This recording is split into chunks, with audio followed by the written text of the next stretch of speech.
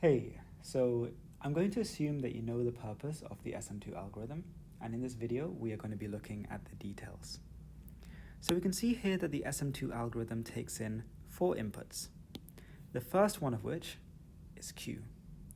Q represents how difficult the student found the particular flashcard.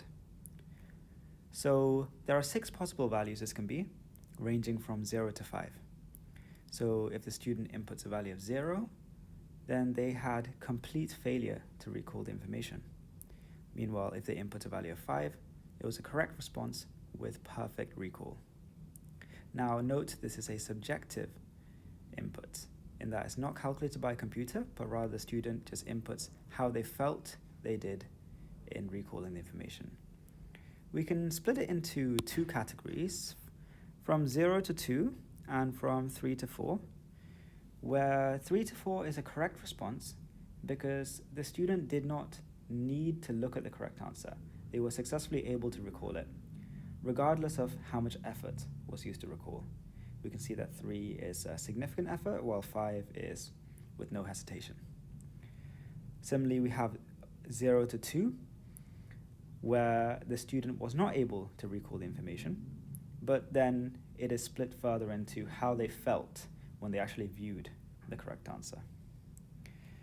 Now, let's take a look at the second factor, which is the repetition number n. This represents the number of times the student has made a successful recall. And note, a successful recall is one of these 3 to 5. Now, the easiness factor represents how easy the card is. And we will go into more details about this soon. The interval, on the other hand, represents the amount of days before we should give the card again to the student. Okay, so now let's take a look at the details of the algorithm. So starting with if Q is greater than or equal to 3. So this means that the student was able to successfully recall the information. No matter how hard they found to recall it, they were successfully able to. Now, if n is equal to 0, i.e. they don't have a successful recall of this information, then we set the interval to 1. So we're going to deliver the card to them again in 1 day's time.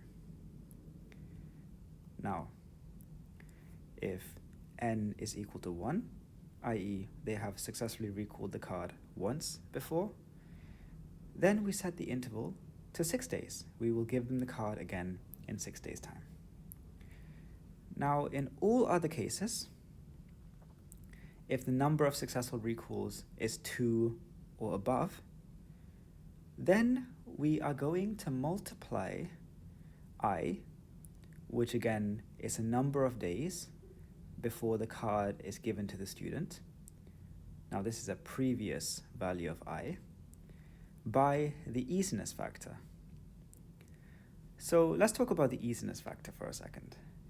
So the easiness factor starts at 2.5 for every single card. And generally it reduces, and then the lowest it can be is 1.3. So we can see that the higher the easiness factor is, the longer we take before we give the card again to the student. Remember, I means the interval, in that how many days do we wait before giving the card to a student. The lower the easiness factor, the harder the card is, and hence we wait less time before giving this card to a student. So in general, we multiply I, our previous value of how long they took to deliver the card, and we multiply this by the easiness factor of the card. Okay, and then after this, we increment it. So we increment n. So because Q is greater than or equal to 3, i.e. they got a successful recall, we increment n, basically saying they have 1 more successful recall. And now, the else case, where they didn't recall the card correctly. Then we set n is equal to 0. So we reset the number of successful recalls all the way back to the beginning. And we treat it as if the student has got no successful recalls before. And then we set I, the interval, to 1. So we're going to show the student the card in 1 day's time. And then finally, we have this fancy looking formula right here. And we don't have to worry too much about the exact values going on here. The main idea is that you're updating the easiness factor. So depending on how hard the student found the card, we need to update the easiness factor. So for example, you can imagine if the student found the card very easy, i.e. got a Q of 5, then we might increase the easiness factor.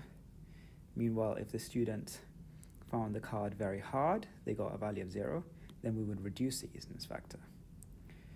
And this formula does exactly that. And we can see the results of this formula right here in this table, where in fact, if you get a result of 0, we reduce the easiness factor by minus 0.8. And if the student got a result of 5, we increase the easiness factor by 0.1 to show that it's more easy. Note again, a lower easiness factor is more difficult and a higher easiness factor is easier. Now, you cannot reduce the easiness factor indefinitely. In fact, when the easiness factor is less than 1.3, then we just set it to 1.3. So basically the easiness factor can never be below 1.3. 1.3 is the lowest it can be. And this was because that if the easiness factor was lower than 1.3, it would be repeated annoyingly often, and this was just a heuristic that they derived.